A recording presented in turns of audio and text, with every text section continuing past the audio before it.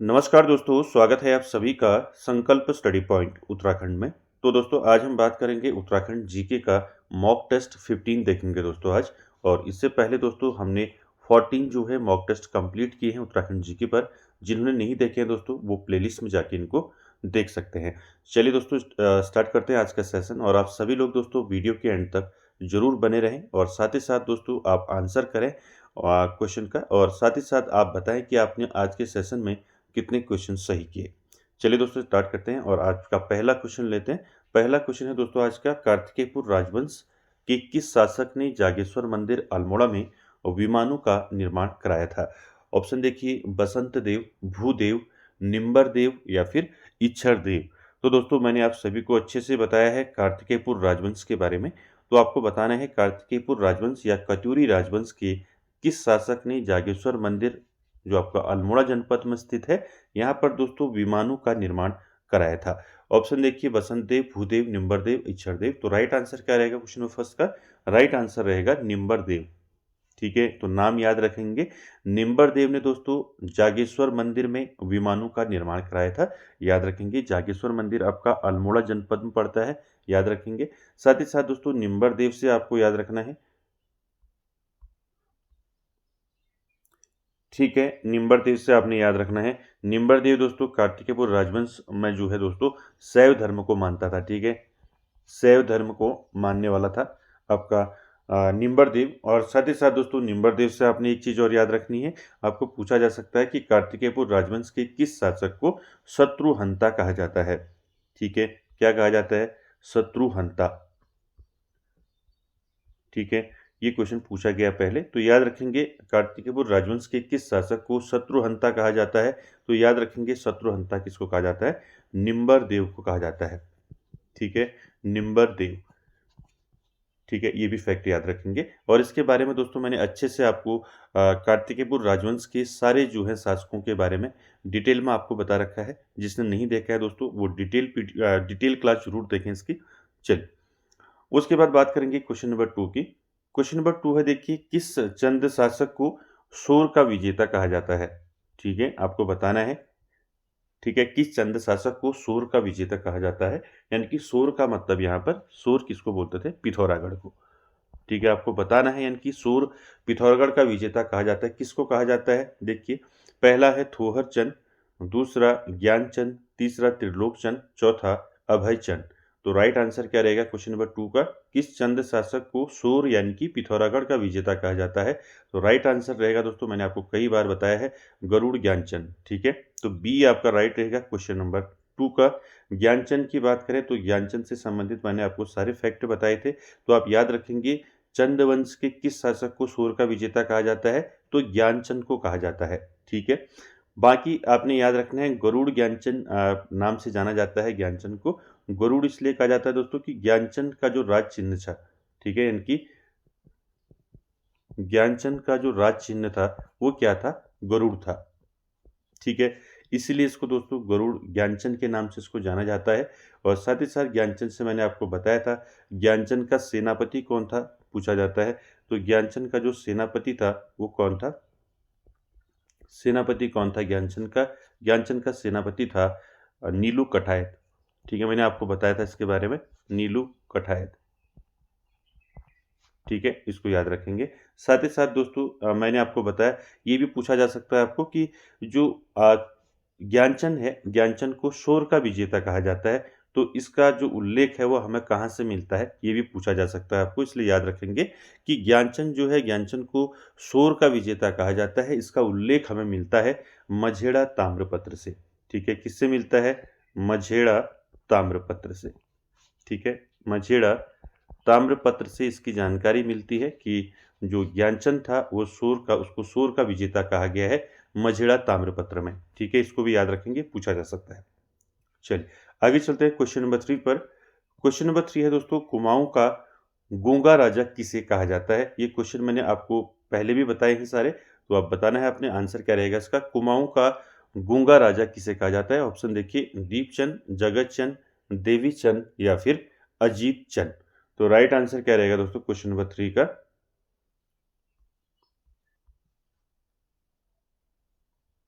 तो क्या रहेगा राइट आंसर? दीपचंद, जगतचंद, देवीचंद, अजीतचंद।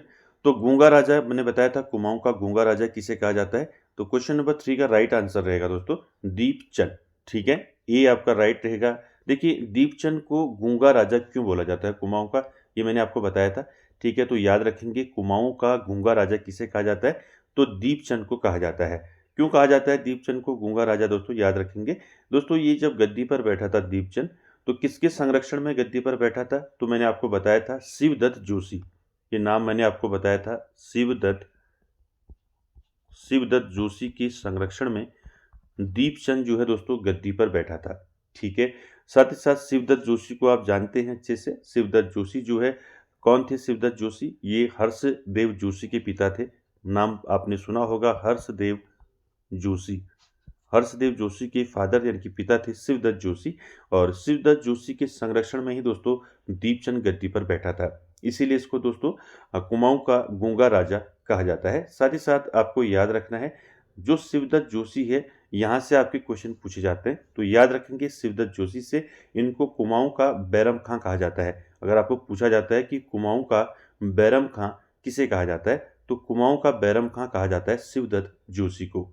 ठीक है, याद रखेंगे कुमाऊं का, ठीक है, कुमाऊं का बैरम खां, याद रखेंगे कुमाऊं का बैरम खां किसको कहा जाता है? तो शिवदत्त जोशी को कहा जाता है। अगर आपको पूछा जाता है कुमाऊं का शिवाजी किसे कहा जाता है, ये भी याद रखेंगे। कुमाऊं का शिवाजी किसको कहा जाता है? तो कुमाऊं का शिवाजी कहा जाता है, किसको कहा जाता है? शिवदत्त जोशी को। ये दोनों फैक्ट याद रखेंगे शिवदत्त जोशी से। शिवदत्त जोशी को दोस्तों कुमाऊं का बैरम खां और कुमाऊं का शिवाजी कहा जाता है। ठीक है, बात करें हर्षदेव, ठीक है, बात करें हर्षदेव जोशी की, तो हर्षदेव जोशी को दोस्तों कुमाऊं का क्या कहा जाता है? कुमाऊं का चाणक्य कहा जाता है हर्षदेव जोशी को। ठीक है, ये क्वेश्चन पूछे जाते हैं, इसलिए इनको याद रखना है आपने। ठीक है, तो यहाँ से इतने क्वेश्चन आपने याद रखने हैं। ठीक है, दीपचंद को जो है कुमाऊं का गूंगा राजा कहा जाता है, और दीपचंद से आपने एक फैक्ट और याद रखना है। ठीक है, तो इतने फैक्ट आपने याद रखने हैं, और दीपचंद से दोस्तों एक आपने फैक्ट याद रखना है। दीपचंद ने दोस्तों अपनी मूर्ति जो है किस मंदिर में स्थापित की थी, ये पूछा जाता है। तो याद रखेंगे दीपचंद ने अपनी जो मूर्ति है, ठीक है, अपनी मूर्ति जो है कहाँ स्थापित की? तो ये याद रखेंगे अपनी मूर्ति जो है जागेश्वर के मंदिर में स्थापित की।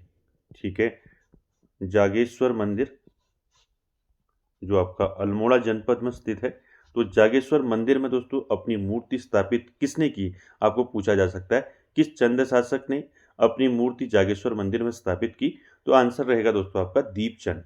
ठीक है, याद रखेंगे इसको। चल आगे चलते हैं, ये सारे फैक्ट याद रखेंगे दीपचंद से। आगे चलते हैं, चौथा क्वेश्चन जो है आपका आज का चौथा है, देखिए किस पवार शासक या परमार शासक को गढ़वाल का नेपोलियन कहा जाता है?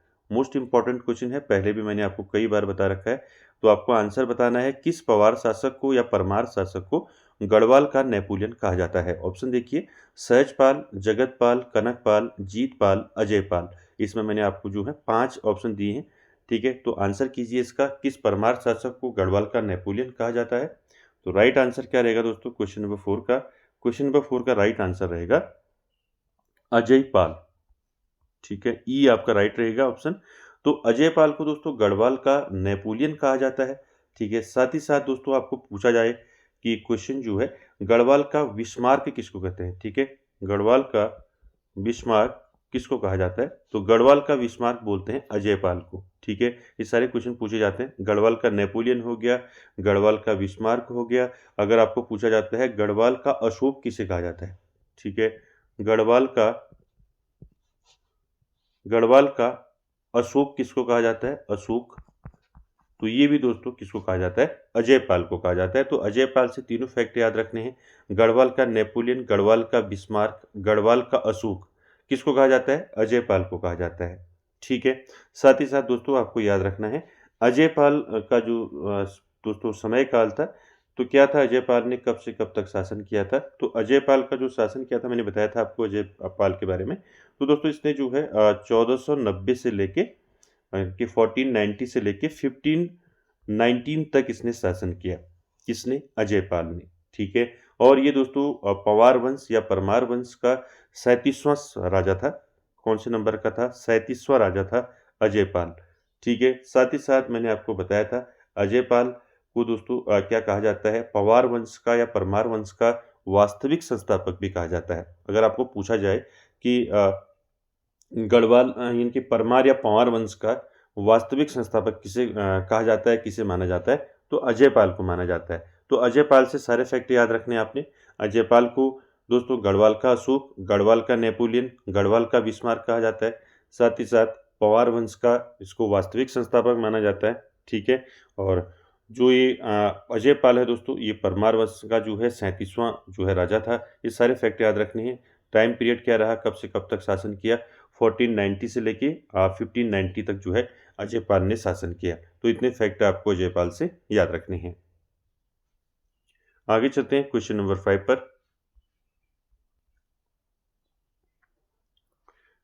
क्वेश्चन नंबर 5 देखिए, क्वेश्चन नंबर 5 है तराई इंप्रूवमेंट फंड की स्थापना कब हुई? ये तो मैं कई बार आप लोगों को बता चुका हूँ। तराई इंप्रूवमेंट फंड की स्थापना कब हुई? ऑप्शन देखिए 1880, 1881, 83, 84। तो क्या रहेगा दोस्तों राइट आंसर? ये कई बार मैं आप लोगों को बता चुका हूँ। तराई इंप्रूवमेंट फंड की स्थापना कब हुई? तो राइट आंसर रहेगा दोस्तों क्वेश्चन नंबर 5 का 1883। तो सी आपका राइट रहेगा। तराई इंप्रूवमेंट फंड की स्थापना कब हुई? 1883 में इसकी स्थापना हुई दोस्तों। और इसकी स्थापना किस लिए की गई? मैंने आपको बताया था तराई भाबर के विकास हेतु जो है इसको जो है इसकी स्थापना की गई थी। तराई भाबर के विकास के लिए दोस्तों।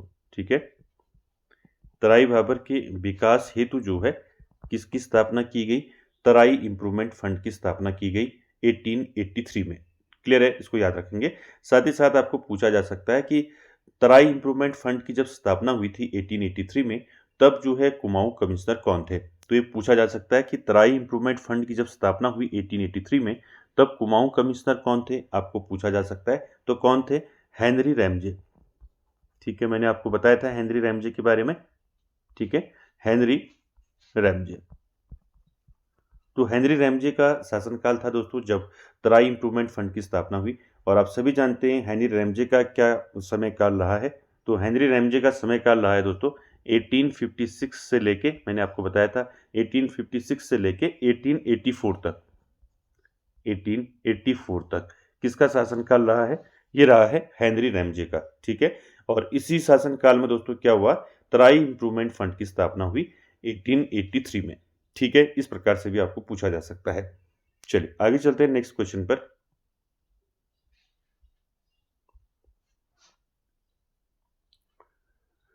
अगला क्वेश्चन है क्वेश्चन नंबर 6 देखिए, मलारी गांव चमोली से कितने किलो का सोने का मुखावरण प्राप्त हुआ है? तो ये क्वेश्चन मैंने आपको बताया था कि सोने का जो मुखौटा है वो आपका मलारी गांव चमोली से प्राप्त हुआ है। ये कितने किलो का है ये बताया था मैंने आपका। ऑप्शन देखिए 5.1 केजी, 5.2, 5.3 या फिर 5.4 केजी। राइट आंसर क्या रहेगा क्वेश्चन नंबर 6 का? राइट आंसर रहेगा दोस्तों, क्या रहेगा बताइए? मलारी गांव चमोली से कितने किलो का सोने का मुखावरण प्राप्त हुआ है? तो राइट आंसर रहेगा 6 का 5.2 केजी। ठीक है, याद रखेंगे, ऐसे भी पूछा जा सकता है। तो 5.2 केजी का सोने का मुखावरण कहाँ से प्राप्त हुआ? मलारी गांव चमोली से। ठीक है, तो 20 का राइट रहेगा। आगे चलते हैं क्वेश्चन नंबर 7 पर। क्वेश्चन नंबर 7 है दोस्तों, शिल्पी ग्राम योजना किससे संबंधित है? ठीक है, इसके बारे में मैंने आपको बताया था। शिल्पी ग्राम योजना जो है किससे संबंधित है? ऑप्शन देखिए, अनुसूचित जाति, अनुसूचित जनजाति या फिर दोनों या इनमें से कोई नहीं। तो राइट आंसर क्या रहेगा दोस्तों क्वेश्चन नंबर 7 का? बताइए। तो शिल्पी ग्राम योजना दोस्तों किससे संबंधित है? तो ये अनुसूचित जाति और अनुसूचित जनजाति ये दोनों से संबंधित है। ठीक है, तो राइट आंसर क्या रहेगा आपका? सी इसका राइट आंसर रहेगा शिल्पी ग्राम योजना का। और साथ ही साथ आपने याद रखना है, यानी कि जो शेड्यूल कास्ट है एससी और एसटी, तो इनके लिए है दोस्तों शिल्पी ग्राम योजना। इसके अंतर्गत क्या होता है मैं आपको बताता हूँ। मैंने पहले भी आपको बताया था शिल्पी ग्राम योजना जो है आपको सीधे पूछा जा सकता है किससे संबंधित है? तो एससी एसटी से संबंधित है, ये याद रखेंगे। और साथ ही साथ दोस्तों शिल्पी ग्राम योजना दोस्तों कब आई ये पूछा जा सकता है। तो शिल्पी ग्राम योजना दोस्तों 2004-5 में आई है। ठीक है, 4-5 में शिल्पी ग्राम योजना आई। इस योजना के तहत दोस्तों विभिन्न शिल्पों से जुड़े SC/ST ग्रामों का चयन करके उन्हें विभिन्न प्रकार की सुविधाएँ इसके अंतर्गत दी जाती हैं। जैसे भ्रमण हो गया, परामर्श हो गया, पुरस्कार हो गया, तो ये आपका जो है इसके अंतर्गत ये सुविधाएँ दी जाती हैं। तो याद रखेंगे शिल्पी ग्राम योजना जो है SC और ST से संबंधित है और यह दोस्तों ये योजना जो है 2004-5 में ये योजना आई और इस योजना के तहत क्या होता है, जो विभिन्न शिल्पों से जुड़े SC/ST जो ग्राम होते हैं, SC/ST जो गाँव होते हैं, उनका चयन कर उन्हें विभिन्न प्रकार की सुविधाएँ इसके अंतर्गत दी जाती हैं। ठीक है? तो राइट आंसर रहेगा दोस्तों सी इसका राइट रहेगा। तो इस कब आई ये भी आप याद रखेंगे 2004-5 ये भी पूछा जा सकता है आपको। ठीक है? चलिए आगे चलते हैं क्वेश्चन नंबर 8 पर। क्वेश्चन नंबर 8 है दोस्तों गढ़वाल के कितने जिले जो हैं कुमाऊँ से लगते हैं?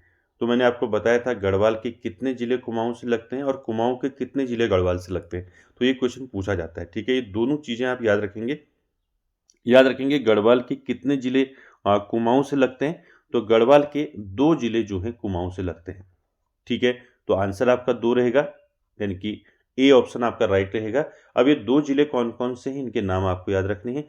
पहला है आपका चमोली, दूसरा है आपका पौड़ी गढ़वाल। ठीक है? पौड़ी गढ़वाल। तो 2 चीज़ याद रखेंगे।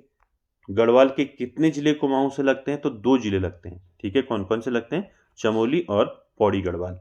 ठीक हो गया, क्लियर हो गया। दूसरा फैक्ट आपने याद रखना है कि कुमाऊँ के कितने जिले गढ़वाल से लगते हैं। तो कुमाऊँ के दोस्तों कितने जिले कुमाऊँ के कितने जिले ठीक है, कितने जिले गढ़वाल से लगते हैं? ठीक है? गढ़वाल से लगते हैं। तो कितने जिले लगते हैं? तो याद रखेंगे कुमाऊँ के 4 जिले गढ़वाल से लगते हैं। ठीक है? 2 और 4 याद रखेंगे। गढ़वाल के कितने जिले लगते हैं कुमाऊँ से? 2 और कुमाऊँ के कितने जिले लगते हैं गढ़वाल से? 4।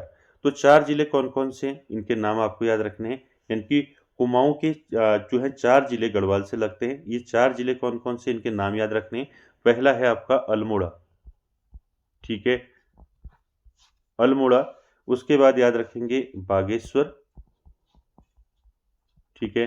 अल्मोड़ा, बागेश्वर, पिथौरागढ़। ठीक है? पिथौरागढ़ और नैनीताल। ठीक है? तो ये 4 जिलों के नाम याद रखेंगे। ये 4 जिले दोस्तों कुमाऊँ के 4 जिले हैं जो गढ़वाल से लगते हैं। ठीक है? और गढ़वाल के कितने जिले लगते हैं कुमाऊँ से? 2 जिले लगते हैं, चमोली और पौड़ी।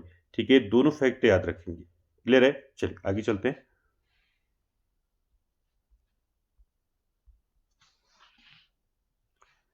क्वेश्चन नंबर 9 देखिए दोस्तों।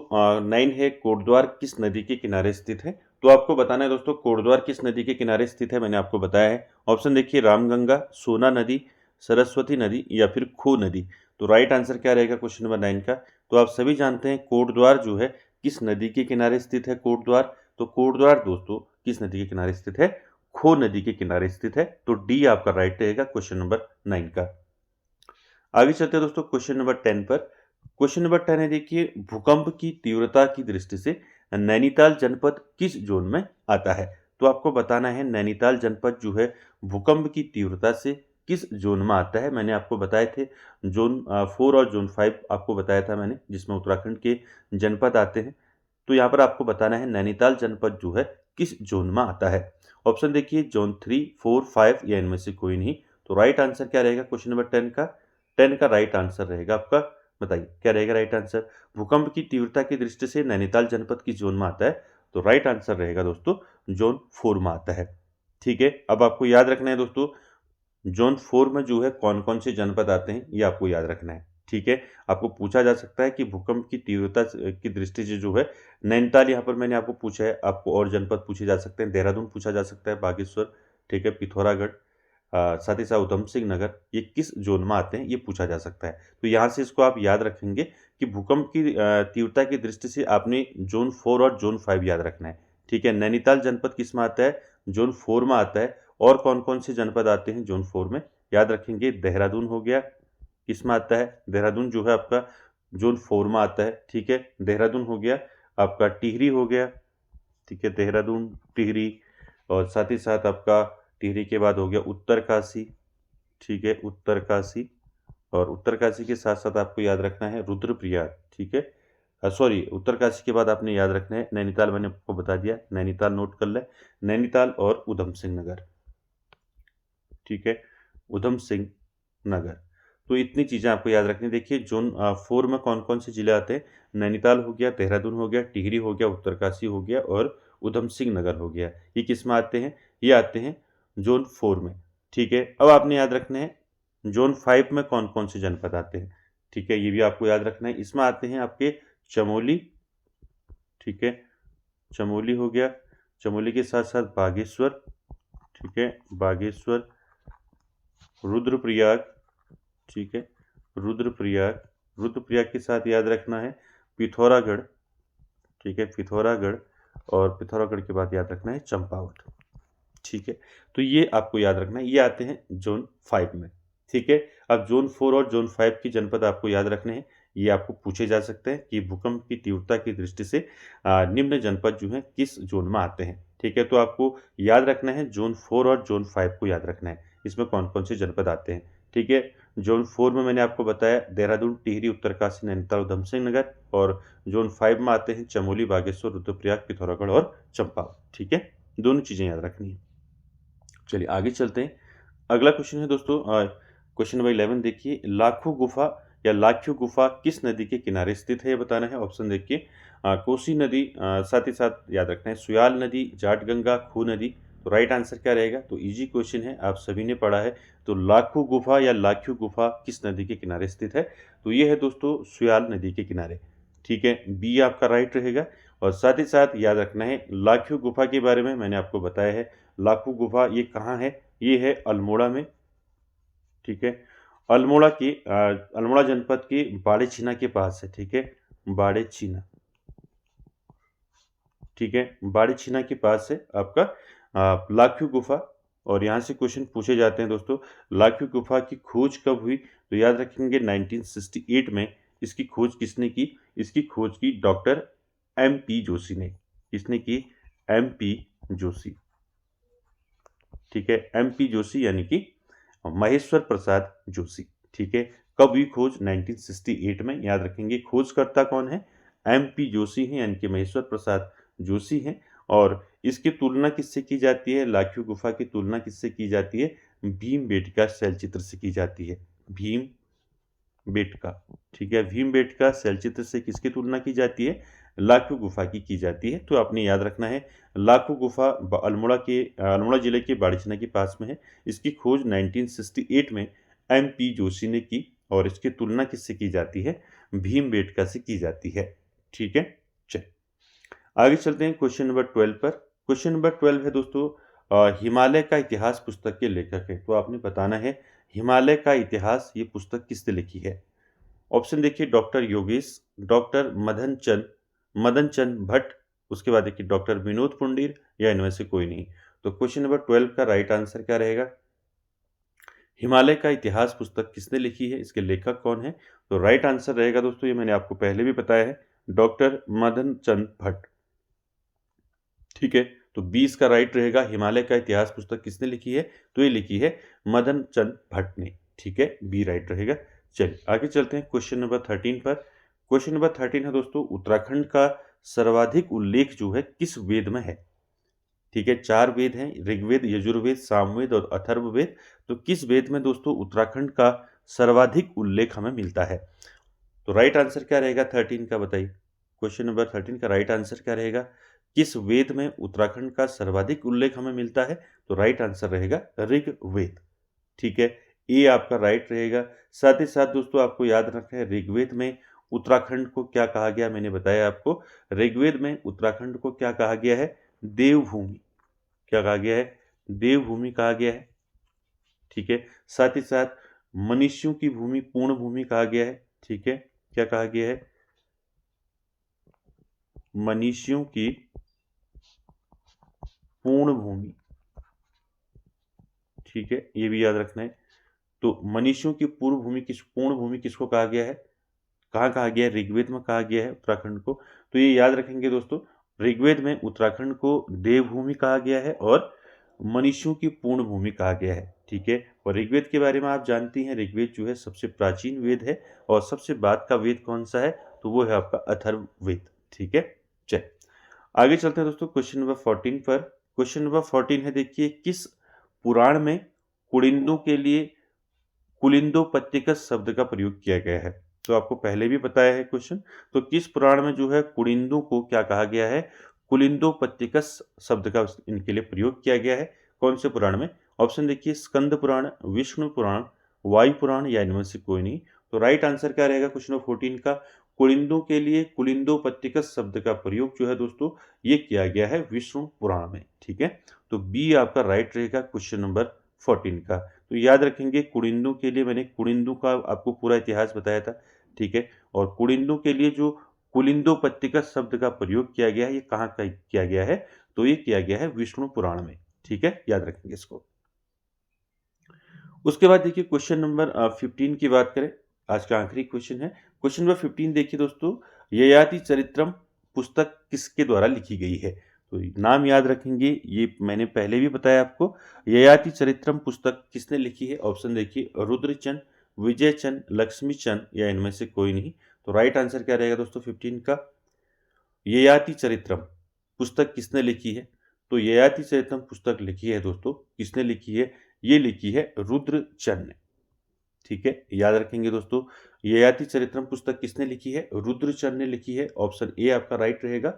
और रुद्रचंद से दोस्तों मैंने आपको सारे फैक्ट बताए हैं। रुद्रचंद से चंद्रवंश का जो है दोस्तों ये 45वां राजा था, यानी कि 45वां राजा था चंद्रवंश का। कौन, रुद्रचंद।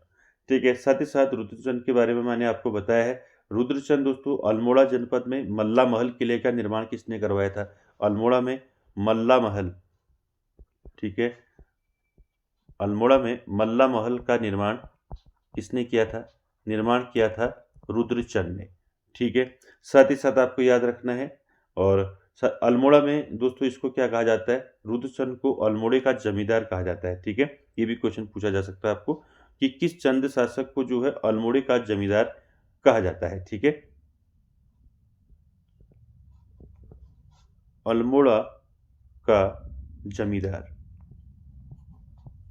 ठीक है, अल्मोड़ा का जमींदार किसको कहा जाता है, तो अल्मोड़ा का जमींदार कहा जाता है रुद्रचंद को। ठीक है। साथ ही साथ आपको याद रखना है, रुद्रचंद ने दोस्तों आधुनिक जो रुद्रपुर है इसकी नींव किसने रखी, तो रुद्रपुर की नींव किसने रखी, रुद्रचंद ने रखी, रुद्रपुर। ठीक है।